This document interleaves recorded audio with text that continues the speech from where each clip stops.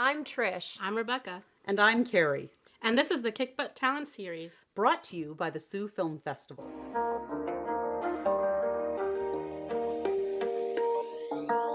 In this episode of Kickbutt Talent, Rebecca Hales presents the second part of her screenwriting seminar.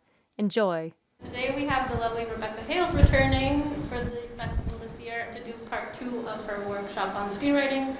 Last year she did part 1, sort of a broad basic view of how to be a screenwriter and story.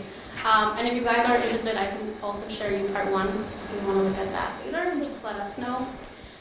In part 2, we're going to discuss sort of more in depth on like character development and world building and stuff like that. Yeah. Amazing. Is that it? Are you guys going to introduce yourselves? Or? Yes, we should, I guess. I'm Rebecca. I'm Trish. We're 180 Crazy Sisterhood. people who thought this was a good idea. We also run, our production company, 180 Sisterhood, and we're just excited to have you guys here and continue like growing the film industry in the North. So, Yep. Awesome. Rebecca moved here from ultimately Vancouver, but then we met in Toronto and, uprooted her whole life to come back to my hometown to start a company here and film here and build the community here. So we're really happy to have this community because it's different from what we had in Toronto. And we were just talking this morning about how Northern Ontario really is there's a special experience that you have up here producing over Toronto and Vancouver, where it's, it's just such a big, busy business. And even if you build your team, it's hard to kind of rein everyone in because there's so much everyone's scattered. So it's really nice to have this community here, and it's really a special experience. And we wouldn't be able to do what we do without this community. So, yeah. And among other things, Trish and Rebecca have feature films premiering on December 1st on CBC. So, we'll be screening the trailer closing night actually with the film How to Help a Porcupine. Yes. Very cool. And the Sioux is actually filmed as the Sioux, so it's exciting. That was a fun one for us. Yeah. Yeah. And I just want to say thank you to our sponsors this year who have, kindly donated cash and kind services to help us make this happen, including the Bush Pine has been very supportive of the event this year, even with our new capacity, which is unfortunate, but I'm still thankful we can do this. So. All right. It's mine? Okay, I have to do this. But I have permission, and now I have lipstick on the inside of my mask, so that's sexy. Okay, so last year we did essentially like a screenwriting 101. It was really basic for anybody who saw it or who attended. I guess it was all on Zoom. It's me on that tiny little screen. But we covered all of the real basic things, where to find your screenwriting software, the basics of like a 3-act structure, because it's the most common. It's not necessarily the most sophisticated, but it is the most common story structure that's used in screenwriting. And some basic tools on like how to create a really good character, how to write really good action, and sort of what are the major do's and don'ts. So that's in last year's. If you want to take a look at it, I think it's still on the website, or it's available through the website. She'll figure it out. So what we're going to do is go from there to essentially like Film 102. So the main question that I usually get asked, I get asked it often by undergrads, which is like, so how do I go from writing a short to writing a feature? And the worst answer I've ever heard is just make it longer, because that doesn't help anything. So the thing about a short is that it has this much conflict built into it, because you've got like 10 minutes, 15, if you're really pushing it, 20 minutes to resolve that conflict nicely. Because the thing about a film is that it has a beginning and a middle and an end, and then it's done. We don't assume a lot happens before the camera rolls. We don't assume anything happens after the camera stops. We're out of the story. So in order to have a feature film, what you need is to have a big enough story engine to drive you from the very beginning, when the camera turns on, to the very, very end. And that is the more complex problem. That's the thing we're supposedly just making it longer. We're actually making it more complex. So that's what we're going to talk a little bit about today. And out of that is going to come questions of character and how do I build character and all of that kind of stuff. Sound good? Okay, awesome. So the first thing is about building better conflict in and among your characters. So if you've got a film and a handful of characters who would take place in it, you might have an ensemble cast or you might have a protagonist. And we'll talk a little bit later about the difference between a protagonist and a hero, and a protagonist and an antagonist and a villain and all of those things. But right now, what we're talking about is using tension to help those people, those characters, hold their shape. And I don't mean tension of like forces pushing at each other necessarily. I often just mean the tension that exists naturally between two people that keep us sort of orbiting at this distance from one another. So I see the world the same way that you do, but I also am very different from you. So we'll never get any closer than this, but we don't necessarily have to get any further apart. What you want to do is have that kind of tension between all of your characters in every direction, so that if you were to draw it out, you would have essentially like the spokes of an old wagon wheel, and that it holds your characters together. And what you do throughout the script is you sort of bounce them off of each other. So in this scene, these two characters are in conflict, but then they'll work together in the next one. And in this scene, these two characters are in conflict, and then they'll work together in the next one. Does that make sense? So that's the inherent conflict between that. What's really exciting about that is that because there is a certain amount of tension, and because we know they don't necessarily see the world eye to eye, each character then has to have 3 dimensions. They can't be a sock puppet. They can't be a cardboard stand-in. They have to be real humans. So no one is perfect. No one is an angel. No one is like so dreamy and there's nothing wrong whatsoever. That's not how that works. Everyone has a flaw. And as you work your way towards writing a really quality screenplay as a feature, your job is to look at the humans around you and say, what are the flaws in you that make you beautiful? What are the flaws in you that also make you difficult to live with? And how do I work these gently into here so that you don't recognize yourself? But one of those big things is to not choose flaws that are really obvious rubber stamps. So like, this character's perfect, except she's really clumsy. That's, you smell those characters coming a mile away, and you've got no time for them, at least among other filmmakers. You got to get into the right headspace to accommodate characters like that, or half a bottle of wine, whatever works best for you. So I think that once you have characters who make sense and sort of rub each other the wrong way, then together or separately, they can tackle bigger problems, right? So your goal is to set up an inciting incident that brings you bigger problems. And you have characters now who can face and possibly fail at bigger problems. So if you go back to your inciting incident, normally what that is some event that demands your characters get involved. So like if we go back to Speed, a bus blows up and Keanu Reeves is the detective, so I guess I'm getting involved, and lo and behold, he's on the next bus with a bomb, right? So it's pretty obvious, a bus blows up. Not every script is going to have life or death stakes like that. So if you were to look at August Osage County, for example, that's based on a play, you're looking at a script where the inciting incident is like, somebody's dead, so we're all coming to the funeral. Somebody died before the camera rolled, but the day we all show up for the funeral, that's where things kick in. And it turns out the inciting incident is putting all of these people in the same room, which, as it turns out, is a terrible idea. I don't recommend it for them. So an example that I often use when I'm teaching is if you have a character who owns a farm and is dependent on getting a loan every year to get the seed in order to pay the mortgage, in order to do the things to keep the farm, and this year, that character is denied access to their loan. So now I'm not gonna get the loan, I can't get the seed, I won't have the crop, I won't reap the benefits of that, I can't pay the mortgage, my family's gonna end up homeless. That's the inciting incident. Someone said no, and it sets off that whole chain of events, right? So the idea is to set up an inciting incident that's gonna drive your story forward. And what you want to do is then slowly increase the stakes. And stakes are what we're gonna talk about next. So we're gonna talk about our farmer. It's the easiest example that I have, and I always keep it in my back pocket. So if I am the farmer, the stakes are the thing that's on the line. Now, I've said that I want my loan, so that's my goal. My goal is to get the loan.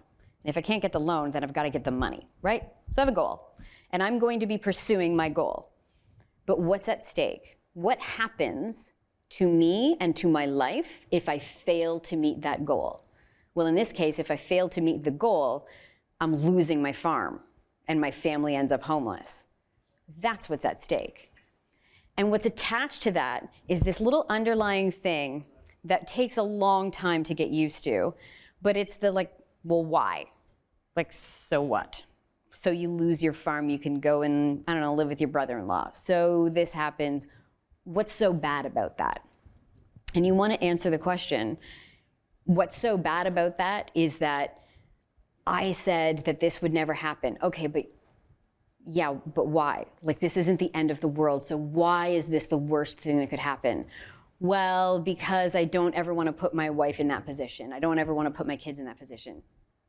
Yeah, but why? And when you get to the end of all of the whys, you find out this is someone who was raised in extreme poverty and vowed, like, never, ever to go back there. So now I've got this internal drive of panic that I will not live that nightmare again. This external drive of, I've got a finite amount of time to get this money or get this loan, or I lose my farm. And then you have that goal, let's get the money. So my job as a protagonist is to pursue that goal, no matter what. I am not taking a moment to go and like have a slice of pizza. I'm not gonna have a quiet discussion with my neighbor about something else. I am pursuing my goal. So that even when you have those quiet moments between your characters, they have to be working towards building who the character is so that they can get to their goal. So I'm in pursuit of my goal. And I'm dragging all of this emotional baggage behind me because we need the emotional baggage because it's a feature. We're gonna be here for 90 minutes, it's a long time. So I'm dragging all of this stuff behind me. And what you need to do as a screenwriter is make sure that every time I take a step in the direction of my goal, I'm gonna hit a wall. And that's the worst and it's the best. So fair warning to you as potential screenwriters, your job is to torment your characters. You must be absolutely cruel and evil to them. What is the worst thing that could happen to this person? Being told no when you ask for your loan, which you've had every year for, say, 15 years. This year's a no, why? You've got to do the worst thing. And you've got to constantly place them in the face of an obstacle that they are not sure they can overcome. So the idea is every step that I take forward in a story, I'm standing at a precipice, I can see the land on the other side. Can I jump that far? And am I willing to? Am I gonna take this decision? Am I gonna choose this course of action? Am I gonna react this way? Because every time I do, it turns me just a little bit. It changes who I am. Not a lot. I'm not gonna wake up tomorrow morning and decide to be a serial killer because I didn't get my loan. Like, that's not gonna make any sense, right? But I might wake up tomorrow morning and be the kind of person who's willing to sell the jewelry that my mom left me, even though I swore I never would, because it's all I have left of her. I might wake up that person tomorrow morning if I get desperate enough. I might wake up desperate enough tomorrow morning to like hold up the bank. But I've gotta get there, one step at a time. And so that's what you do. You place an obstacle in front of them that is not something they can work around. It's not something they can magic away. It is in front of them. It is actively coming at them. And we'll talk a little bit about that in a minute. But if that obstacle is there, I have to find a way to keep moving forward because I am in pursuit of my goal, and this is between me and my goal. So if that's going to be the case, every time I overcome an obstacle, it's got fallout, right? Every decision that you make in your lives has fallout. We hope the fallout is absolute minimum, right? Like that little feather in Forrest Gump, it's just drifting on the wind, no one's gonna get hurt, except that, like, that's not how life actually works. We make decisions that are the best thing we can do for ourselves, and at the end of the day, someone else gets hurt. We may not have seen it coming, or we may have known that's exactly what's gonna happen. I'm gonna drop the ball on this and someone's gonna pay the consequences, but I just need a minute. So I'm not gonna meet today's deadline. I'm not gonna move this way. So every time you make one of those choices for your characters, it keeps moving forward. And every time I make that choice and I've moved past it and I'm like, I'm on my way to my goal. Nope. Because that decision has consequences and those consequences are going to come back to me. And so again, the next decision is going to have consequences and those are going to come back to me. And that's what the middle of Act 2 is. That's it. We're just going to spend a whole lot of time talking about you doing stuff and having terrible, terrible consequences as the result. The oldest description of a story that I can think of, given all of my schooling, is in Act 1, put your character up a tree. In Act 2, throw rocks at them. In Act 3, get them down. That's it. It's not complicated. It's just the mechanics of your story are going to get complicated. But as long as you keep those kinds of things in your head, you'll know, am I throwing rocks at them? And am I softballing those rocks because I really like those characters and I don't want them to suffer?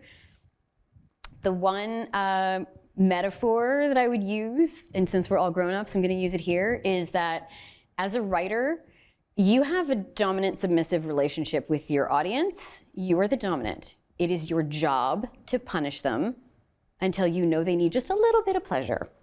And then you provide them a little bit of pleasure until it's time to punish them again, right?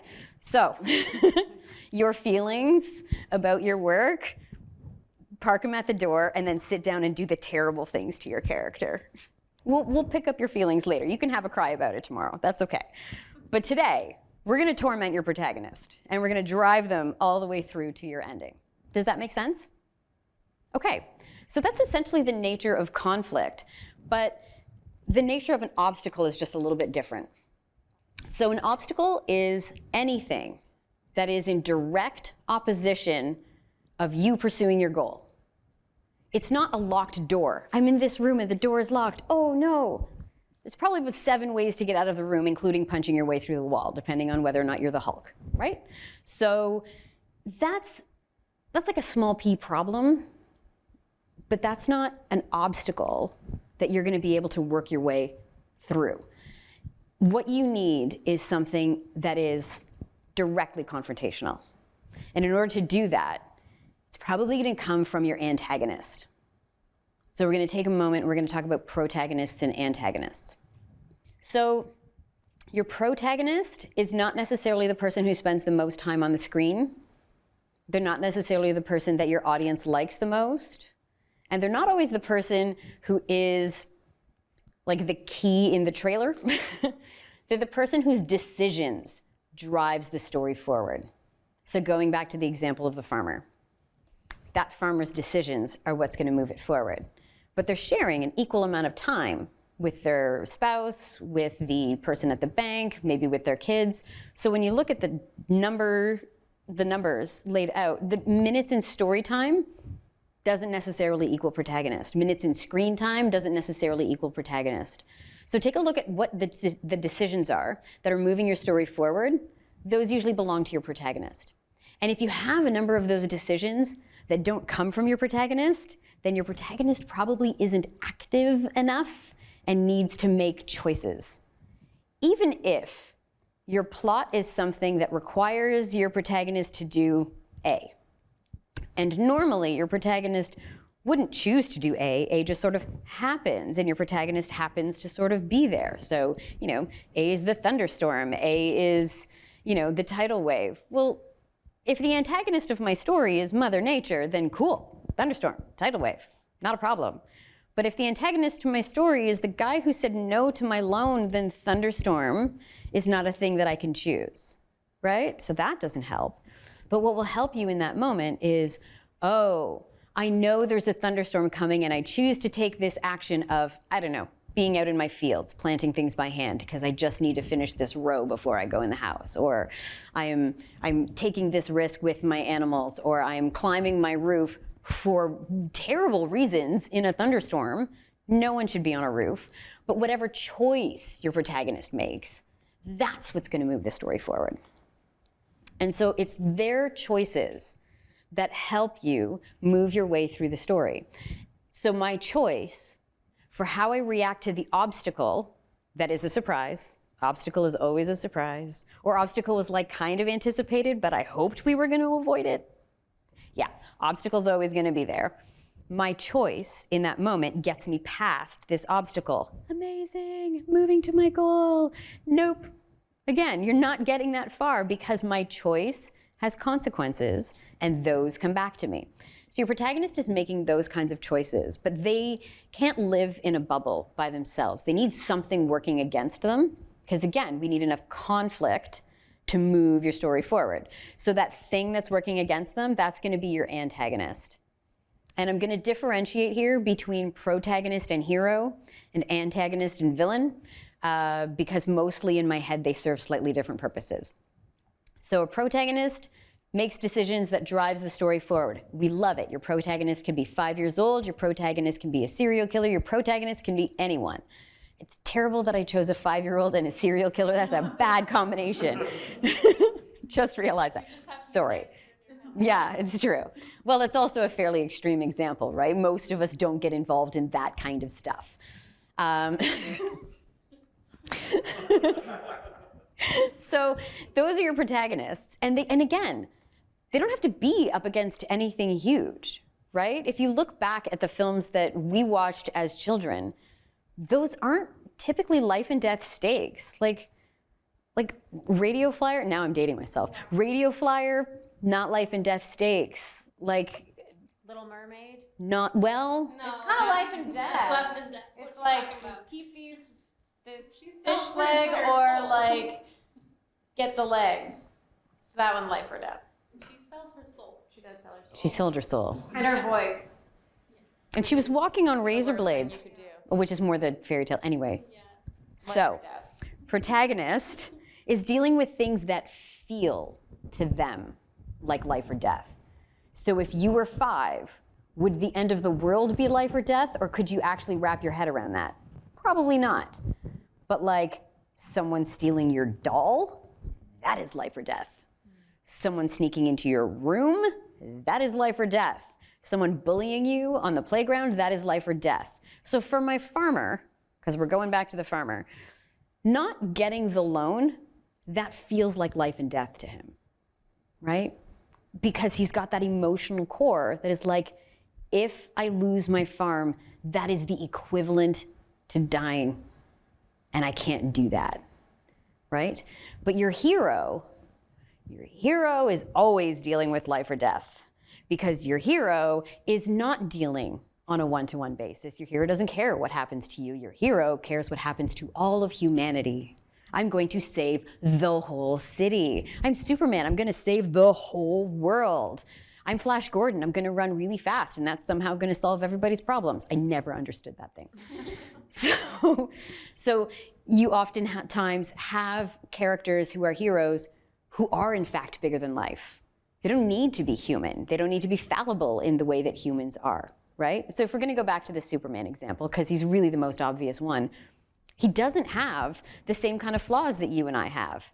Like one of his biggest flaws is that he's like a down-home kid from Kansas. I mean, he's from another planet, but like he's a down-home kid from Kansas. So, you know, at the end of the day, like his mom made his very first costume. So those aren't life or death things, right? But he's going to go up against people whose goal, primarily, is to threaten the safety of the world, right? The entire Marvel verse, except for the newest one, revolves around Thanos eliminating what, half of all life in the universe. That's not like just an antagonist. That's a capital V villain. They're dealing with different problems. We're going to leave them over there because none of us in the next immediate future are going to access the kind of budget to do a superhero movie anyway. So just scoop them that way. They don't take that much work. They work really, really hard to try and create interest for you because the interest isn't inherent to the characters. Next time you watch one of those movies, ask yourself, is the plot super interesting or are the characters interesting? The answer is it's the plot, right? And the zingy one-liners that they throw out just often enough to keep you laughing so that you stay put in your chair. A real antagonist is a person with a goal, and that goal lives in opposition to your protagonist. I'm going towards my goal. I'm the protagonist. This is amazing. Antagonist, no, you're not. I'm getting in your way. And it's not necessarily malicious, right? So your antagonist can say, I have a goal of my own, and I'm in pursuit of it, and why do you keep getting in my way, right? Or your antagonist can say, I dislike you, or whatever it is that you stand for, or I think that your goal is terrible, so I'm actively going to try and stop you. That's not a problem. Or your antagonist can say, I don't care about you and your goal, but I work for a guy who pays me a lot of money and he cares about you and your goal, so I'm going to stop you because that's what I get paid for, right? So in the case of our farmer, the goal is get the loan. Your antagonist is the guy who works at the bank, who normally says yes to your loan. And this year, he's been told, if you approve one more of these stupid farm loans, I'm firing you. You're done. Your career is on the line now. Do we understand that? That makes sense, right? I can't say yes to you.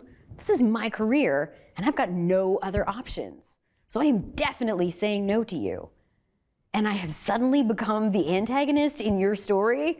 I am the protagonist of my story, thank you very much. That's when you know you've got a good story, right? Because you feel bad for the antagonist, or at least, especially if they're taking, slightly negative choices in behavior, you can at least understand where they're coming from. So if you can tug at your audience's heartstrings with your antagonist, just make sure that you're tugging a little harder with your heartstrings for the protagonist. But then you've got a good story, right? Because now you have these people who are working against one another, and neither of them is entirely wrong. And that's what you want, right? You want to drive it forward.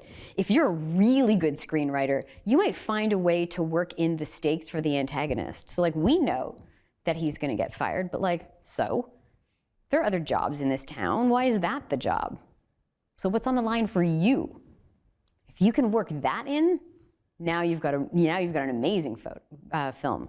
Because now you don't just have a protagonist going against their goal. Now you've got actual head-to-head conflict.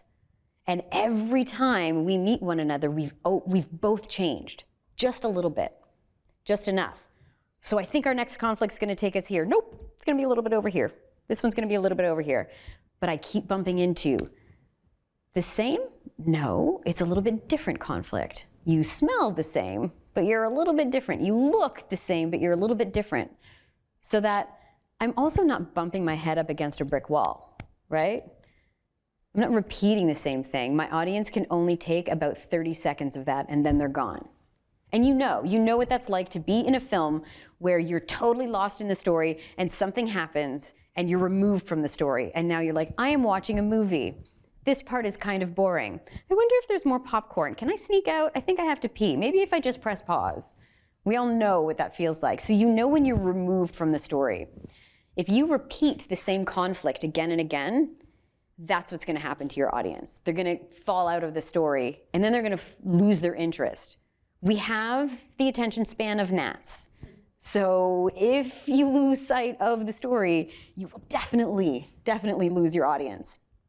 So each piece of conflict needs to have changed just a little bit. And we did this earlier. We said that the story was going to change our characters a little bit, and now the conflict is going to change them a little bit.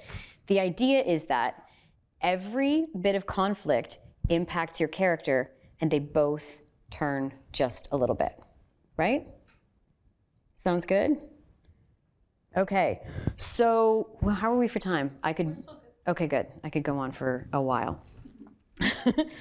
So if I've got all of these things now, I have a premise that has built into it enough inherent conflict. I've got a farmer, they need a loan, I live in a farming community, everybody else got their loan this year, why didn't I get my loan this year? It's gonna be an amazing year for crops and I'm late getting my seed in, whatever the conflict is, that's inherent to the premise. And those things aren't gonna change. My town's not gonna suddenly change tomorrow. The conditions brought on by the weather or by the quality of my soil, that's not gonna change tomorrow. So the premise itself has enough built-in issues that can generate their own conflict. Awesome, good base layer. And now my story has enough conflict built into it that that's gonna be a big enough explosion to move my engine down the road, right? So I need a loan, otherwise my family ends up homeless, and I've been told no. That's another good layer. That's a really good layer. And then me as a person, as a character, I've got this stuff inside me that works for me and that works against me. So imagine if the farmer going into that bank is a very stubborn person and very tenacious. The farmer is not leaving that chair until someone says yes, which is amazing. And I buy it. I buy that stubborn farmer because the first time I met that stubborn farmer, he was like working to get this one rock out, and it was hours of him unearthing that one rock to get it out of his field. Amazing. But now sitting in the chair, you can only do that for so long before the cops get called, right? So like at some point you have to make the decision, do I save face and leave the bank of my own volition? Or like, do I push this and let the cops get called? Right? But say maybe instead of being stubborn, that farmer is actually really passive aggressive, which makes them kind of petty. So the first response is, oh, you're gonna say no to me? That's fine, not a problem. I mean, my wife teaches kindergarten, your kid's in that class, so like, there's gonna be consequences, but your kid's gonna pay a little bit, you know. Like, that's a different kind of farmer. And it doesn't matter what characteristics I give that farmer, because the story's already gonna move forward. The story already has enough conflict in it, it's going. Which means that I as a writer get to decide who's this guy gonna be. Because I know his problems, and I know the core of what's gonna hurt him. I know the core of what's gonna drive him forward. What I don't know is, how's he gonna handle it, right?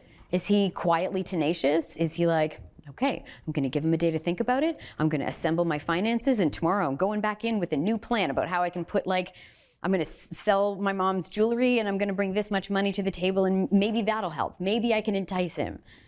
And goes back and tries again. Not doing it.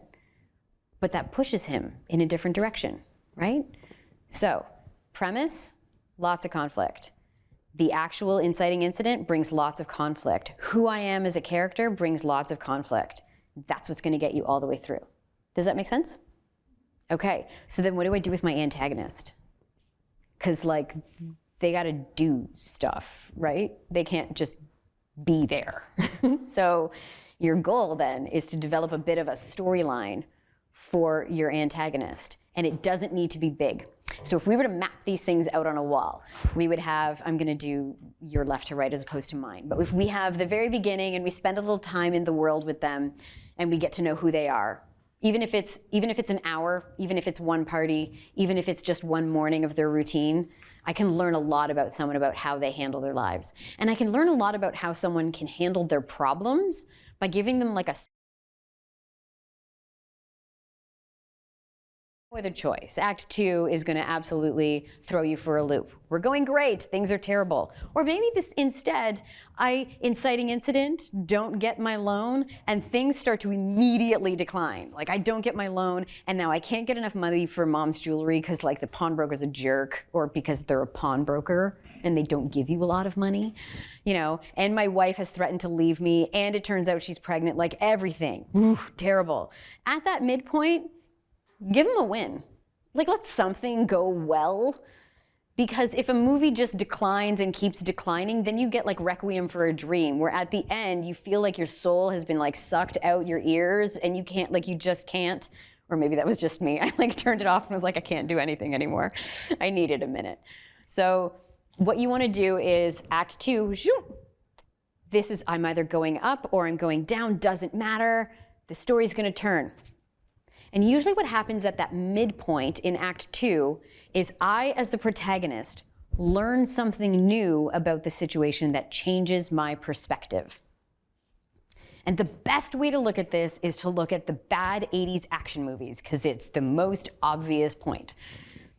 I'm gonna drive forward, everything is amazing, and then the middle of Act 2 is when your hero stops running and decides to stay and fight. I'm going to stand my ground. I am the Karate Kid, so immediately after this, I'm going to have a training montage. I am Rambo. Immediately after this, I'm going to make sure that I can shoot all of my weapons for no reason. So whatever it is that's happening, I have decided to stand my ground. Amazing. Okay, so now we feel empowered, right? We've done a training montage. We feel like we're good to go. I know how to use a sword because that's exactly what happens in the Buffy movie, right? She finds out, she trains, we're good to go. And then everything needs to fall apart again. And this time it needs to fall apart hard. Like big, ugly, oh crap, hard. Because at the end of Act 2 is this lovely little turning point that in Save the Cat, they call it like the point of no return. They call it like the dark night of the soul. You'll see those different terms in various screenwriting books. But essentially, that turning moment between Act 2 and Act 3 is that oh shit moment that you as an audience have where you're like, I don't think they're going to make it. That panic of feeling that the next problem that faces your protagonist is going to be too big a problem for them to tackle naturally. And that's actually the truth. What you want to have happen is the final problem needs to be something that's going to stretch them as a person. Not like a Gumby style, but actually like stretch who they are, stretch their decisions. And they are going to have to make the choice to stretch that one little bit further. So like, I am going to learn to do this thing. I am going to face this opponent. I am going to burn down the store. I am going to, kill my boss. I'm going to, whatever it is, right? But they make that choice so that when they march into that climax, they go in, eyes open, I'm going in, right? And so when you look at like Joseph Campbell in The Hero's Journey, that's that final descent into the cave. You don't descend into a cave without knowing where you're going into a cave. So you go into this, eyes open. Whether or not they succeed or fail in the climax, that's your choice. But they need to know what they're getting into. And what they're getting into doesn't always have to be exactly meeting up with their expectations. They think they're gonna fight the bad guy. The bad guy brought a gun to a knife fight, right? We remember that moment from Raiders of the Lost Ark, right? Whip, gun. How did that go? Oh no, I think it was sword and gun, right? So that didn't end well with the guy with the sword, right? He got shot a lot. So once that happens, you've got to decide what the fallout is going to be for your protagonist. So whatever it is that you've decided is going to be the big bad, that's what they face in the climax. Right? If you've got a ticking clock, so you have to get your loan or you have to have your seed planted by this date, otherwise you're not going to have the crop, you won't be able to reap it. So like all of the things fall out from that. We have a ticking clock, so now we're getting towards the ticking clock. My story's done a bunch of this stuff, and now I've got this dark night of the soul where I don't think I'm going to make it. And then, nope, I'm going to give it the last college try, and I'm going to give it everything that I have because I've been kind of holding back until now. Because I didn't think I had it in me to do all of this stuff, but now I'm like, whatever. Like, if everything is on the line, I might as well just throw it all in and see what happens. So I'm gonna go in and I'm going to beat the ticking clock. I'm gonna beat my arch nemesis, who is, the farmer from down the road, or who is the guy from the bank. I'm gonna beat this person who has been this obstacle for me. And then, yay, I do it. I didn't think I could, but like now my kids are planting seed in the middle of the night because, who needs to be awake for the second grade? Whatever it is that your hero, your character does in that moment gets them through that climax. And then you have this nice little bit at the end where your story like ties off nicely and you can wrap up all of your loose ends. And what that denouement, that's what it's called, when you get to that place, your protagonist might not be in a great place emotionally. It doesn't always have to have a happy ending. Sometimes the most satisfactory ending is the ending that feels like the truth, and the truth is we don't always get happy endings, right? So it might be that you got that thing that you were fighting for this whole time, which is awesome, because you got to keep the family farm, but it cost you your wife and your kids. And maybe you'll get them back and maybe you won't. Or it cost you a lifelong friendship, somebody you had on your side through this whole thing. And in the end, you said, I'm throwing this friendship under the bus. I'm going to get my goal, no matter what, right? So those are the kinds of things that are on the line. So the thing about the climax is it answers a question that was asked in the inciting incident, which is like, why this person and why today, right? What are you gonna do about it? Well, it's this farmer and it's today, because today is the day he heard no. So what's he gonna do about it? He's gonna do whatever happens in the climax. That's what he's gonna do about it. So the end result of you doing something about it isn't just that like you and I resolve this situation. It's that my stakes come back, right? So what's at stake for my farmer? Keeping the land, keeping my farm. And why is that at stake? Why is that so important to me? Because at the heart of me, I am terrified of my family ending up in abject poverty. I cannot allow my family to be homeless. This is morally unacceptable to me because that's the equivalent of my death, right? So what happens in the climax, right? I achieve my goal. Yes, kept the family farm, which means my stakes don't come to pass, which is awesome. But like, there's also that thing that lived inside me that is gonna need to be answered. Because this whole journey has been questioning that and slowly like dragging it to the surface. And you've all seen those movies where like 2 or 3 times your protagonist says something that you're like, ooh, you are not supposed to say that out loud. Forrest Gump has the best quotable moments. And you know those moments always end up in the trailer, right? I may not be a smart man, but I know what love is. None of us would ever say that out loud, right? We would never own to that.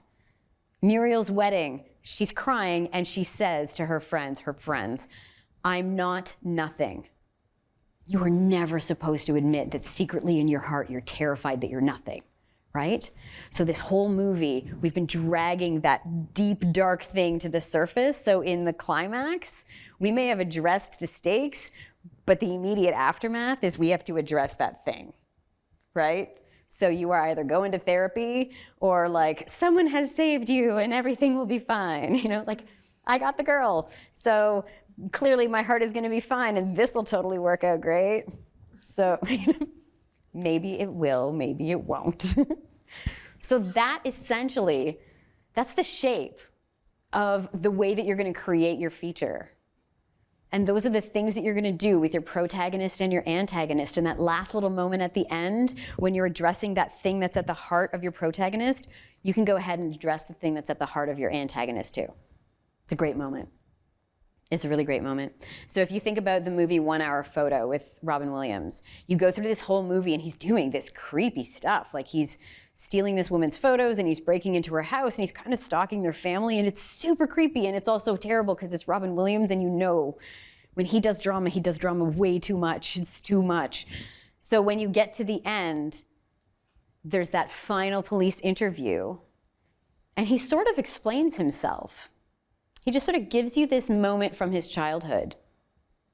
And he doesn't say, this moment happened and therefore I am this kind of crazy and therefore I stalked this woman.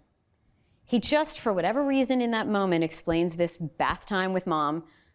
And you're like, oh, there's a reason you're super crazy and I feel bad for you, but also you did bad things. So I'm okay with the movie ending the way that it did, even though I feel like, aw, about you. And that can happen too. It's a great way to end a film. Protagonist gets their goal, but you feel a little ugh for the antagonist. Those are the best ones, right? All right. Opening for questions? Yeah. Does anybody have any questions? And I also know that I am willing to answer questions about any other like writing related subject. I teach more than just screenwriting, so if you have general questions outside of the content of this, that's totally fine too. Yeah. So naturally, obviously, when you're writing a script and you're trying to build tension with the farmer, Yeah. say, go on that example. I don't know if this is more like style or substance, but when we're writing that, should we be more, I don't know, subtle, or should we kind of base it out in like words? For example, if I was writing in the thought of a director, I would show it in like images. Basically, I would show that the soil isn't growing and just have the farmer pick it up without words.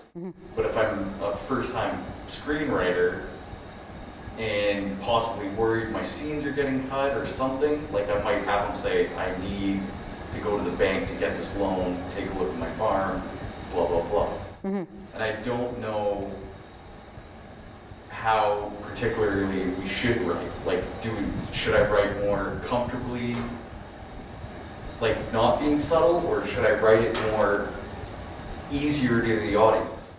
I think that is a style issue, and I think it depends on what kind of style you want to do.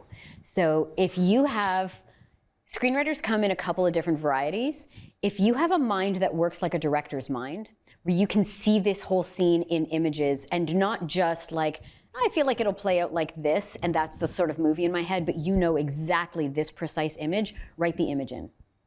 Write the image in. Because if they need to write in later on, if they need to write in a piece of dialogue, that's not a problem.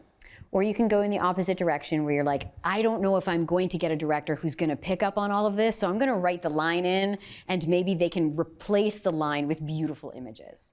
So it's kind of a 6 of one, half dozen of the other, but it's a style choice. Well, and I feel like we talk about this a lot. We do. We're like, we'll call the first draft our vomit draft, where we literally will write all the images, all the dialogue first, and just get it all out there, because if you don't put it on the page, you'll never put it on the page. Yeah. So you should always, in your first draft, I feel like, put everything out on the page first, and then when you go to your rewrite and you work with the story editor, that's where you can kind of fine-tune your images and your dialogue. Should I use this or should I use that? Because you'll start feeling the flow of the story and get more into it, what your character is going to do. Yeah. The other thing too is know that as a writer, as any kind of writer, your first draft, probably your first 3 drafts, they're going to be terrible. You are going to go back and read them and be like the next day and be like, this is embarrassing. It's fine. It's fine. The metaphor that was often used in film school was like, you're building a cake. You're just getting out all of the ingredients in the first 2 drafts. Like, it's going to get messy before it gets pretty, and you're like, don't worry about the window dressing. But yeah, get it all on the page if you're not sure. And then what'll happen for you as a writer is that as you go through multiple drafts, you'll find what your voice is. And then the more screenplays that you write, the more you can get into your voice in earlier drafts, right? And that's all it is. Yeah, and write it and keep writing it. Yeah, and we also do these things where we collaborate a lot on scripts. We do. And we'll do these things where we'll do our development draft, and then we'll not look at it for 3 months. Yeah. To kind of sit with it in our heads for a long time, and then when we go back and rewrite it or go over it, we're like, why did we ever put that in? Or this makes so much more sense now, and we'll slash and cut a bunch. Oh yeah. You can see it from an outsider's point of view. Yeah, because you get too close Step to it away. when you just finished it, you're like, this is my baby, and I don't want anybody to hurt it. But then you need that distance from it. So Yeah. I find 3 to 6 months, depending on your deadlines, obviously, gives you that kind of. Should we get an outside perspective on our first drafts, or no, on our final written drafts? It really depends. I will trust you, and I trust maybe 3 other writers. So I know most of the people that I know in my life are writers. I trust probably 4 people to read one of my first drafts and not die of humiliation as soon as I hit send in the email and just stew in it, because emotionally I cannot handle that kind of anxiety. But also, that's my reputation as a writer, and I didn't even spell check. I just sent it. So I have a tendency to write the first draft and then wait and then write the second draft and then be like, hey, here's my first draft. It's super rough. And, I spell checked it 7 times and had somebody else read it. But version 1 is what's on the title page. So so there's that. The other thing too that I don't feel like writers talk about enough is that let the story live in your head. If you got a good idea yesterday, awesome. Today is not the day you start writing. Today is the day you spend time. Because in order to break story, and we use the word break on purpose, you want to take your story, you want to explode it as big as you can, let it fall apart, and see how it comes together. The idea is to get your story watertight. so that there's no missing pieces. Your audience doesn't get to the end and says, yeah, but what about this thing that you talked about earlier and then you never addressed it? You want to make sure that you always get the motivation of the character onto the page, because that needs to make it onto the screen. There's nothing more frustrating than have a character take a piece of action and you're like, yeah, but why? And you know that in the script, they probably had a why and it got left off. So the idea is to let it live in your head, live with the characters, live with the plot, and figure out whatever comes to you first. So sometimes you have a really great idea and you're like, this is amazing. Now I just need to figure out who's gonna have this story. Well, that's awesome. You get to create a character around what your story needs, so they will do exactly what your story wants them to do. But sometimes the character shows up first. You're like, okay, who are you, and what kind of story do you want, and why do you keep pushing me in this direction? I want to go over here. Like, it takes a while to finagle those things together. Let it live in your head. Let it live in a notebook. I'm a big fan of notebooks. I always have one on me, or the Notes app in my phone, the occasional back of a receipt. My life is a little bit chaos in that. For the accountant, but they know what you do. Yeah. When they read about like some sort of chase sequence or something on the back of it. Oh yeah. You know, Yeah. lunch meeting receipt, it makes sense. Yeah. So just let it live in your head. Let it stew in there. Let it change shapes. Don't get excited about it, but don't not get excited about it. So find that little happy medium where like, this seems like a good idea. I'm not gonna ruffle any feathers, but it's a good idea, and we're just gonna like tiptoe around it, right? And then once it gets on the page, here's my challenge to writers. I challenge all my writers like this. That is no longer attached to you. That is ink on a page. It has nothing to do with who you are. Has nothing to do, it doesn't say anything about your soul, doesn't say anything about your value in the world, so that if you have a story editor like me, I can be a very brutal story editor. Screenwriters in general tend to not dance around things. Screenwriting is a very direct medium. We don't have the white space to spend on like purple prose. So we also then tend to be very direct when we're talking to people. And so my story editing can be very direct. My story editing is not about you. It's not about how I value you. And in fact, the more notes you have from me, the more excited I am about your script, because it means I'm giving you like three drafts worth of notes in one, because I get excited about all of it and I can see all of it. So I want you to be the most successful. So when you get a draft back from me and it's covered in pencil, that's always a good thing. So get excited about people who are as excited about your stories as you are. And find someone you trust. Like, that's the big thing. Yeah. It's like, find someone Huge. you trust with your work, because it is still your work. It's still your baby, as much as Rebecca says to disassociate yourself with it. But it's hard. But yeah, I mean, like, find the filmmakers or friends that you trust to read your material when you're comfortable with it. It doesn't mean like you have to send it to them first draft, second, third, fourth, fifth, whenever you feel comfortable with somebody else reviewing your work. And it can't be your mom. And yeah. Yeah. But No. it's true. It needs to be somebody who understands story, and it doesn't have to be a filmmaker. It could be another writer who writes novel or whatever. But someone who understands story and someone you trust, because they're going to give you real feedback. Yep. Also someone whose notes you would want to represent your vision. Yeah. Because when I was writing My Roommates in Escort Season 1 with my writing partner Katie, a lot of men in the industry who were older, it wasn't, and I say men because it wasn't a man's story to tell, it was about a woman my age with a roommate. So so I did not send them the scripts to punch up like they suggested, having not ever even seen the scripts, they just volunteered. But if I were to have somebody do that, it would be, another female who understood my writing style or my perspective. Not like someone 3 times my age who maybe wasn't going through that at the moment, because I wanted it to still be my voice in my writing. So we chose to not send it to anyone so we could own our own failures. No, but So it's if true. it sucked, it was on us. It's true. I'm in the process of producing a comedy series and getting funding for development for a writer's room. And with the creator, the mentor, showrunner, writer, and we're now like interviewing candidates to be part of the room. So we're asking people for script samples of comedies they've written, or we're looking at people who are literally stand-up comedians who can punch up jokes. Because it's something that happens a lot. And it's also something in the dramatic world where, like, if I was going the drama way, I would maybe reach out to, like, one author of a novel who's a dramatic writer of prose, because that's also important because they understand long story. Yeah. We had a question over here.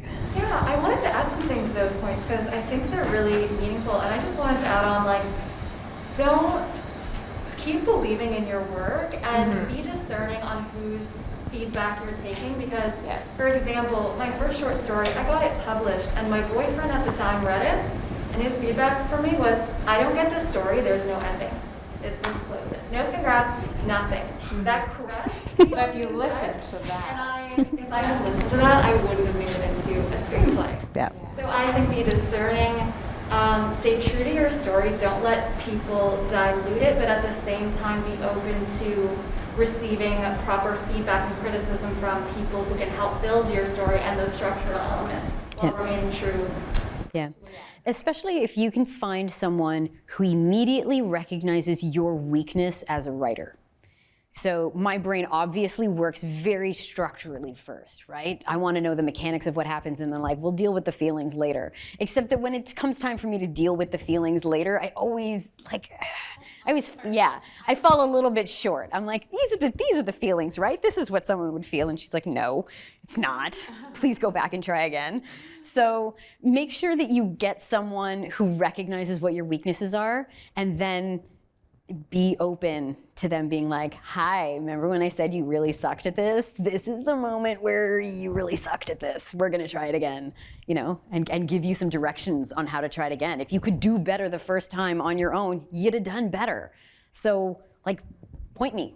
I will go wherever you tell me to go. Just point me. So find someone you trust to point the right direction. And like you said, not necessarily your mother, unless your mother is a screenwriter, but in my case, or your boyfriend, because sometimes if it's someone in your life who's, you know, too close, they're Blinded. Yeah. Even person. Yeah. Even then, like, if you want someone to give you a gold star and put it on the fridge, awesome. Show your mom, for sure. But, like, that's not going to get you funding. Yeah. It's not going to get you published. It's not going to get you organized. It's not going to put anybody in front of the camera.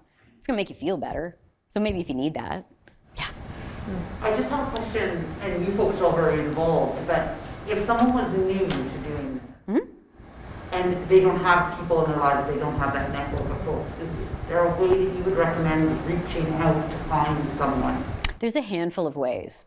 So if you're on Facebook, there's a number of different writers groups for writing. So what's the one that does the meetups? It's in Canada, does the meetups. So those are great places to meet other screenwriters. The other thing is that the Inc. Canada. Although that's in Toronto, but I don't know. No, it has a branch in Vancouver, and you can do stuff virtually. That's not a problem. Okay. We live in the age of Zoom, man. Events. Yeah. In person. They're great. Yeah, so that's a really great place.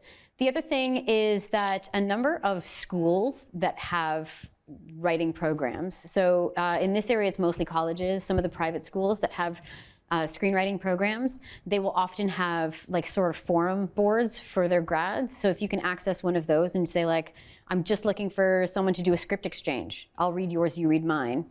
We'll deal with feedback. You can slowly build a writer's group that way.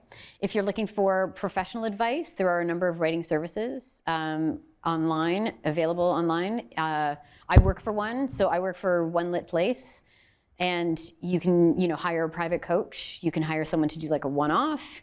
There are also courses that you can take. So look for courses online. Those are really handy. So if you find something that is at the right level for you or that is tackling the right issue for you, go for it and then make friends with your classmates. Yeah, I find that the people that I went to school with are the people that I trust the most. The people that I went to, I did my master's degree in creative writing at UBC. And those are the people that, we're now like 10 years later, I still trust them. I can not talk to them for like 6 months and send them an email and be like, I did this thing, when you have time, can you read it?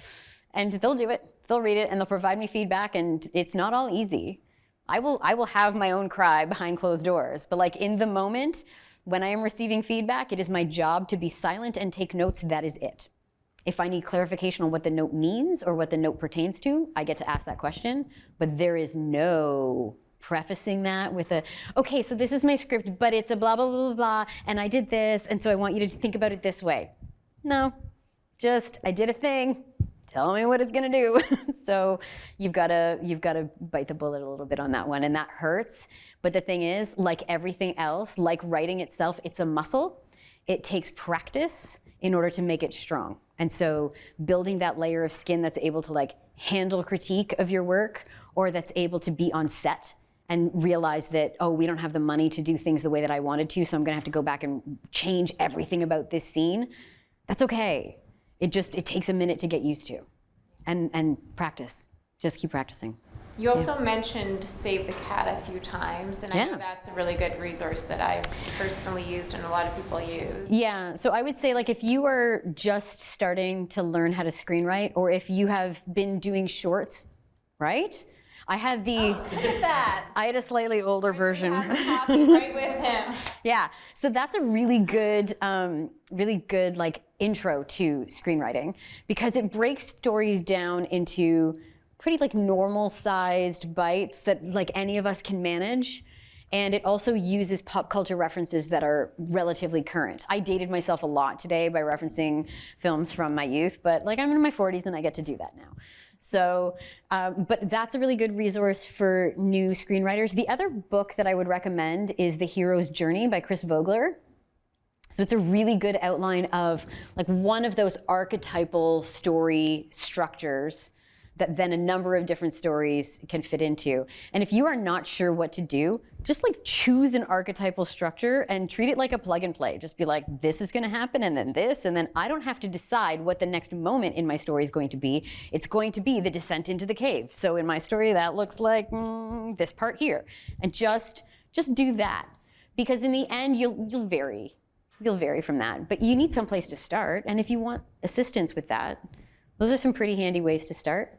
I would say there are more sophisticated books about screenwriting that I would stay away from for a while. And some of them just end up like doing a lot of navel gazing. They don't actually help anything, or they end up confusing you. So I would say like Robert McKee's Story is one that like, give yourself some time living in screenwriting and getting used to screenwriting before you go in that direction. But any of the other ones, Screenwriting 401, there's also a lot of good books about the production of films that explain what happens in production. I suspect that most of you are short filmmakers who do a lot of things and wear a lot of hats. So the more you can read about how productions work and the ways that things go horribly wrong in productions will help you build. It's true. It is true. But like, Because everything that can go wrong will go wrong. You're gonna make a film just saying, and then you Absolutely. pretend like it was all easy to do. But Yeah, it was fine. It was fine. great. But you're, This thing we made. yeah, but you end up like a duck, like every Was literally smooth. burning down. Yeah, smooth on the surface and then legs underneath, right? So get used to those kinds of things and then brace yourself for it. You know, you write the script that's in your heart and you write it the way it's in your heart. And then at the end, you look at it through a producer's eye and you say, they're probably gonna make me rewrite this scene, or they're probably gonna put these two scenes in this other location so we can drop those two locations. And I will be fine with that when that happens, but it doesn't have to happen yet. So just sort of keep that stuff at the back of your head. It's fine. Yeah. And then some of you probably write as a producer as well, where you're like, okay, so I have this location available to me. I'm going to write it in this location, and I can borrow this location from my uncle. So I'm going to make it happen in this location and this location. Done. Yeah. Yep. I literally just told Trish the other day, let's find something that we can shoot in one place. Yeah, and you can do those things. Like those are amazing things. If you want a really good exercise for your first like feature-length film, have it all take place in one location. Get a cabin, write a horror, right? Yeah. People die camping in movies all the time. I have never met anyone who has died camping in real life, but in movies, they die a lot. Oh yeah. If So- you go to a cabin in a movie, there is Forget it. definitely a serial killer there. Definitely. See? Just saying, or a monster, or aliens. or a ghost. There's Something. that's going to take you down. You are not going to happen. It's true. Just enjoy the lake. That is not happening. No. Ever. You know, or you're mourning like the loss of something, and so Like the weather will be symbolic of how you feel inside, and it will go from stormy to clear, whatever it is. But but choose something simple, one location. It all takes place in one house. Just give yourself parameters and then write within them. And what'll happen is you'll slowly give yourself bigger parameters. If you set out to make your first feature like a Marvel movie action piece, that's too much space. It's too many choices. You will die of overwhelm of choices. Box yourself in a bit, right? And then write your heart out in this sandbox. And then we'll give you this one, and then you graduate to bigger, right? Like I've been writing 20 years. I'm still not ready to write a Marvel action piece. And part of it is just that's too many pairs of tights and too much choice. But I can do a pretty big piece. I'm just not here yet. And I might never be. And I'm okay with that as a writer. I recognize where my limitations are. I recognize what I'm really good at. And I'm happy working in that space. And I'll stretch myself a little bit, but I know when it's a bridge too far. I know when I'm not the right person to provide feedback. I know when I say to someone, I don't write the kind of comedy in this script. I can't give you feedback that will help you. Here's 3 other people who could. Like it's okay to know that. Yeah. Awesome. Okay. Well, thanks so much for coming. I know limited seating seems really weird, but it was really nice to have you here. And I don't know, we'll do it again next year. Thanks for being here. This was fun. Thanks for listening. Follow us at Sioux Film Festival on the social medias.